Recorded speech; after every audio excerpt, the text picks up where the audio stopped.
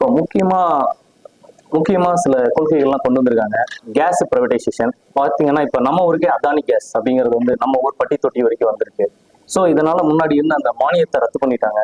So 85% ஏழை எளிய மக்கள் வந்து அதனால பாதிக்கப்படுறாங்க. அதே மாதிரி மற்ற சட்டங்களும் நிறைய கொண்டு வந்து ஜிஎஸ்டி வரி 28%.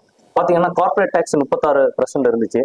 இப்போ 28% ஜிஎஸ்டி வரி, அதாவது வந்து ஒரு காமன் மேன் வந்து 28% பே பண்ண வேண்டியது. ஒரு கார்பரேட் 36% பே பண்ணதை பாத்தீங்கன்னா அந்த வேளாண் சட்ட மசோதாவை ரத்து பண்ண கொஞ்ச காலத்திலேயே இந்த 143 அத்தியாவசிய பொருட்கள் மேல வந்து இந்த ஜிஎஸ்டி வரி போட்டாங்க.